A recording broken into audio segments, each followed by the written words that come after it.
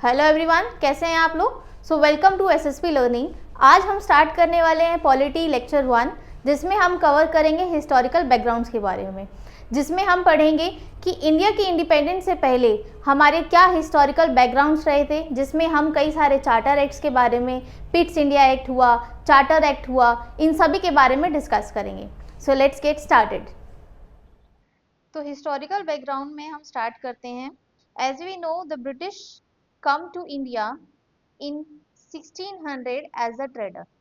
Not only the Britishers, जितने Portuguese आए, French आए, डच आए, ये सभी लोग इंडिया में ट्रेडिंग पर्पज से आए थे। तो जो ब्रिटिश इंडिया में आए 1600 में एज अ ट्रेडर, तो वो लेके आए साथ में अपने ईस्ट इंडिया कंपनी।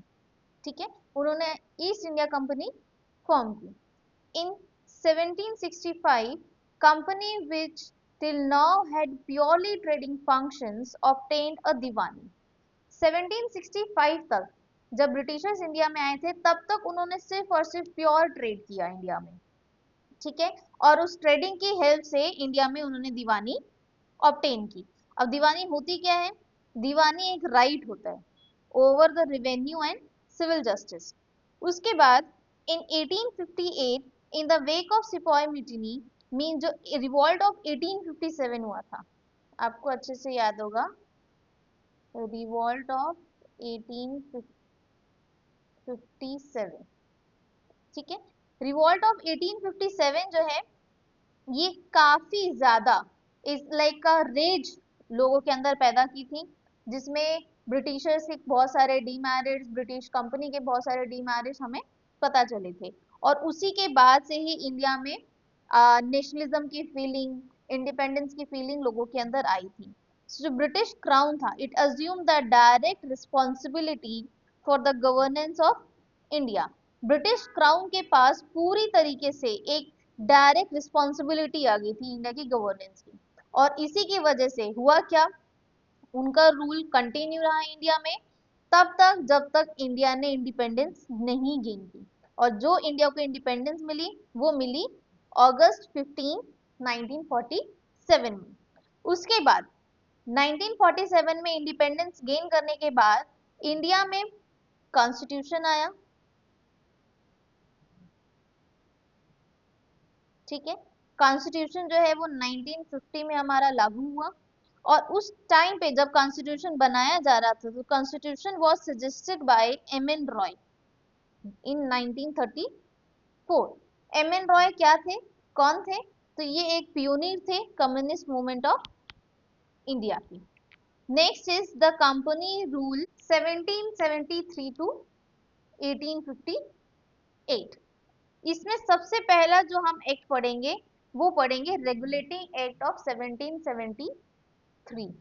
यहाँ से आप कह सकते हैं कि उन्होंने, जो ब्रिटिशर्स थे, उन्होंने अपनी और भी ज्यादा स्ट्रॉन्ग पकड़ बनानी शुरू कर दी थी इंडिया पे, जो कि रही काफी टाइम तक। So it is known as the first step taken by the British government to control and regulate the affairs of India company in India. ठीक है, मीन्स जो ब्रिटिश कंपनी है, ब्रिटिश ईस्ट इंडिया कंपनी, इसका जो control था और जो regulation था, वो इस एक्ट के बाद से और भी ज्यादा मजबूत हो गया था। पॉलिटिकल या एडमिनिस्ट्रेटिव फंक्शंस जो हैं कंपनी के, वो भी इसमें ऐड होने लगे। फाउंडेशन जो थी सेंट्रल एडमिनिस्ट्रेशन ऑफ इंडिया की, वो भी इस रेगुलेटिंग एक्ट में आने लगी। इट मीन्स आप कह सकते हैं कि ब्रिटिश कंपनी को, चाहे वो एडमिनिस्ट्रेटिव फंक्शन हो, चाहे वो सेंट्रल एडमिनिस्ट्रेशन हो, चाहे वो रूल्स हो, रेगुलेशंस हो, कंट्रोल हो, वो सब धीरे धीरे करके ब्रिटिश कंपनी के हाथ में आने लगा था। अगर हम बात करें फीचर्स ऑफ दिस एक्ट, तो सबसे पहला क्या है फीचर, दैट इज जो गवर्नर ऑफ बंगाल था, उसे गवर्नर जनरल ऑफ बंगाल बना दिया गया। ठीक है, उसके साथ साथ it created an executive council of 4 members to assist him. किसको असिस्ट करने के लिए?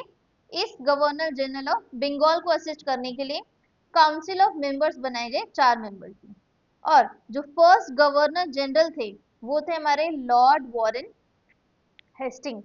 लॉर्ड वॉरेन हेस्टिंग्स को first governor general of Bengal बनाया गया। और साथ ही साथ जो गवर्नर ऑफ बॉम्बे एंड जो मद्रास की प्रेसिडेंसी थी, ये एक सबऑर्डिनेट थी to the governor general of Bengal. इससे पहले गवर्नर्स ऑफ बंगाल या जो मद्रास की प्रेसिडेंसी थी या बंगाल का जो गवर्नर थे, ये काफी स्ट्रॉन्ग हुआ करते थे। लेकिन अब क्या हुआ कि गवर्नर ऑफ बॉम्बे और मद्रास की जो प्रेसिडेंसी थी वो गवर्नर जनरल ऑफ बंगाल के अंडर में आने लगी। साथ ही साथ सुप्रीम कोर्ट का इस्टेब्लिशमेंट हुआ एट कलकत्ता 1774 में। ये इंपॉर्टेंट है, मोटे एग्जाम्स में पूछ लिया जाता है। और उस टाइम पे जो सर एलिजे थे, he was the first chief justice at that time. साथ ही साथ जो सर्वेंट्स थे कंपनी के, उन पे काफी ज्यादा प्रोहिबिशन लगाया गया कि वो किसी भी तरीके का प्राइवेट ट्रेड या प्रेजेंट या ब्राइब लोगों से एक्सेप्ट नहीं कर सकती। ये इस एक्ट में डाला गया। साथ ही साथ जो कोर्ट ऑफ डायरेक्टर्स थे, वो कोर्ट ऑफ डायरेक्टर्स क्या थे, ये भी एक गवर्निंग बॉडी थी कंपनी की, to report its revenue affair in India. ये भी मिलिट्री अफेयर्स हो गया, सिविल अफेयर्स हो गया, ये सब तरह के अफेयर्स हैंडल करती थी। इस तरीके का एक कोर्ट ऑफ डायरेक्टर्स बनाया गया था। नेक्स्ट हम बात करते हैं अमेंडिंग एक्ट ऑफ 1781 के बारे में। तो अमेंडिंग एक्ट ऑफ 1781 को हम एक्ट ऑफ सेटलमेंट के नाम से भी जानते हैं। ये एक्ट जो था, it was amended and the governor general in the council and the servants of government were exempted from the jurisdiction if they did anything while discharging their duties। अगर वो अपनी ड्यूटी से किसी भी तरीके से पीछे हटते हैं तो उसमें किसी भी तरीके की कार्रवाई उन पे हो सकती है। नेक्स्ट आया very important, पिट्स India act. पिट्स India act जो है वो 1784 में आया। इस एक्ट के फीचर क्या थे? सबसे पहले इसने क्या किया, एक डिफरेंशिएशन क्रिएट किया between the commercial and political functions of the company. Means company के जो कमर्शियल फंक्शंस हैं और जो पॉलिटिकल फंक्शंस हैं, उन दोनों के बीच में डिफरेंस क्रिएट किया कि दोनों ही अलग अलग हैं और दोनों को सेपरेट करना है। साथ ही साथ it allow the court of directors to manage the commercial affair. इसने साफ साफ बोल दिया कि जो कमर्शियल अफेयर्स है वो court of directors he manage करेगा। और साथ साथ में जो बोर्ड ऑफ कंट्रोल है वो मैनेज करेगा affairs and also supervise and direct all the operations of civil and military government। तो जितने सिविल एंड मिलिट्री गवर्नमेंट के फंक्शंस होंगे वो बोर्ड ऑफ कंट्रोल के अंदर में आएंगे। और साथ ही साथ में जो रिवेन्यू है ब्रिटिश का, ब्रिटिश पोसेशन का, वो जितना ज्यादा वो बना सकते हैं वो भी बनाने की कोशिश वो करते रहेंगे। नेक्स्ट हम आते हैं एक्ट ऑफ 1786 में। एक्ट ऑफ 1786 में क्या हुआ, जो लॉर्ड कॉर्नवालिस थे, इन्होंने it can override the decision of the council. वो किसी भी तरीके के डिसीजन को ओवरराइड कर सकते थे काउंसिल के। And he would be the commander in chief, उन्हें चीफ कमांडर जो है वो बना दिया गया। 1793 के एक्ट में क्या हुआ, तो जो ओवरराइडिंग अथॉरिटी थी काउंसिल की, जो यहाँ पे आपने स्टडी किया, ये गवर्नर जनरल को have more powers on Madras and Bombay. Governor general को और भी ज्यादा पावर जो है वो मद्रास एंड बॉम्बे में दे दी गई, बंगाल के गवर्नर जनरल को। एंड साथ साथ में जो ट्रेड मोनोपोली थी कंपनी की, वो भी एक्सटेंड कर दी गई 20 ईयर्स तक, कि जो ये ट्रेड मोनोपोली जो ब्रिटिशर्स इंडिया में ऑलरेडी रूल कर रहे हैं, ऑलरेडी कंपनी अपनी चला रहे हैं, वो और भी 20 ईयर्स तक ऐसे ही चलती रहेगी। साथ साथ में जो बोर्ड ऑफ कंट्रोल था और उनका जो स्टाफ था, it to be paid from the Indian revenue. उनका जो बोर्ड ऑफ कंट्रोल की सैलरी हुई है, उनके जो स्टाफ की सैलरी है या उनके जो खर्चे हैं, ये सब चीजें इंडिया के रिवेन्यू से ही उन्हें दी जाएगी। तो इसका मतलब आप कह सकते हैं कि वो इंडिया के पैसों से ही इंडिया पे रूल कर रहे थे। नेक्स्ट जो है हमारा चार्टर एक्ट ऑफ 1813 है। चार्टर एक्ट ऑफ 1813 में देखिए हुआ क्या कि जो ट्रेड मोनोपोली थी कंपनी की, सबसे पहले तो उसे एबोलिश किया गया। Only T and trade with China allowed. ठीक है, जो ट्रेड मोनोपोली थी वो यहाँ से खत्म कर दी गई। सिर्फ टी और ट्रेड जो है चाइना के साथ वो अलाउ किया गया।